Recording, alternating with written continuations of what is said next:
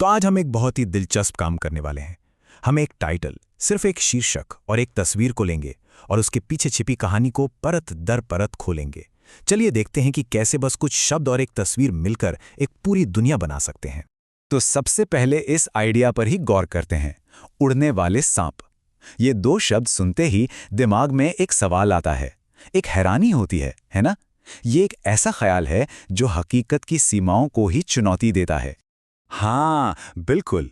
उड़ना और सांप, ये दो ऐसी चीजें हैं जिन्हें हमारा दिमाग एक साथ रखने में थोड़ा संघर्ष करता है। और देखिए, यही तो इसकी असली खूबी है।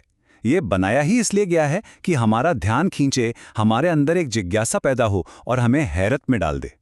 अच्छा, तो शीर्षक के इस कमाल के विरोधाभास से थोड़ा आगे बढ़ते हैं। चलिए आप जरा तस्वीर का विश्लेषण करते हैं, क्योंकि कई बार कहानी के जो सबसे गहरे सुराग होते हैं ना, वो शब्दों में नहीं बल्कि तस्वीरों में ही छिपे होते हैं। तो ये है वो चीज जिसका हम विश्लेषण करने वाले हैं। हमारे पास बस यही है, एक तस्वीर और 8 शब्द। चलिए देखते हैं कि हम इस छोटी सी सामग्री से कितनी बड़ी कहानी निकाल सकते हैं। सबसे पहले सांप के रंगों पर ध्यान देते हैं। ये चमकीला हरा और उस पर पीले धब्बों वाला पैटर्न। देखिए, कुदरत में ऐसे रंग एक सीधी साधी भाषा बोलते हैं, एक तरह की चेतावनी, मैं खतरनाक हूं, मुझसे दूर रहो।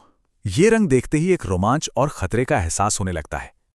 और सिर्फ रंग ही नहीं, जरा सांप की मुद्रा पर भी गौर कीजिए।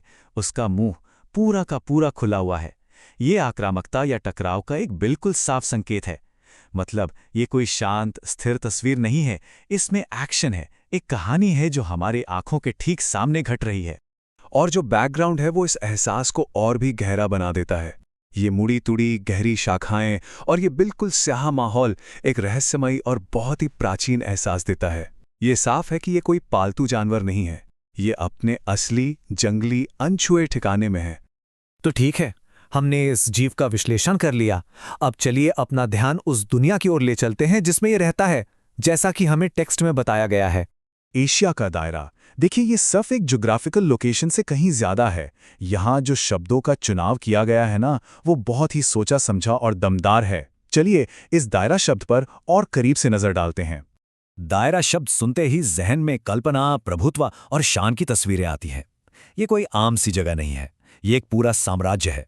एक ऐसी दुनिया जिसके अपने नियम हैं, अपने रहस्य हैं और अपनी ही कहानियां हैं। और ये तुलना कहानी कहने के इरादे को बिल्कुल साफ कर देती है। वो चाहते तो प्राकृतिक वास जैसा एक वैज्ञानिक सीधा साधा शब्द भी इस्तेमाल कर सकते थे, लेकिन उन्होंने दायरा चुना।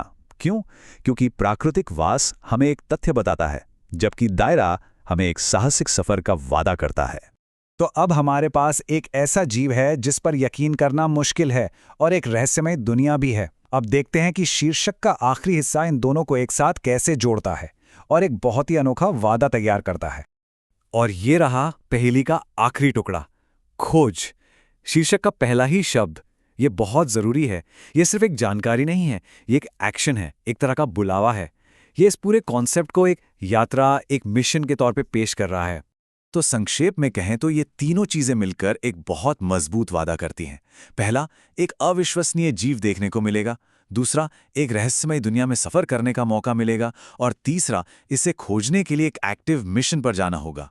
ये सुनने वालों के लिए एक बिल्कुल साफ और आकर्षक प्रस्ताव है। तो आखिर में ये सिर्फ एक शीर्षक नहीं है, ये एक पूरे अनुभव का वादा है। एक रोमांचक साहसिक कार्य का, एक रहस्यमयी दुनिया का, एक अनोखे जीव का और खोज की एक निजी यात्रा का वादा। यह सब कुछ सिर्फ 8 शब्दों और एक तस्वीर में समेट दिया गया है। तो अगली बार जब भी कोई शीर्षक या पोस्टर देखा जाए तो एक पल के लिए रुकना बनता है और ये सवाल करना लाजमी है, आखिर ये क्या वादा कर रहा है? ये कौन सी कहानी बताने की कोशिश कर रहा है?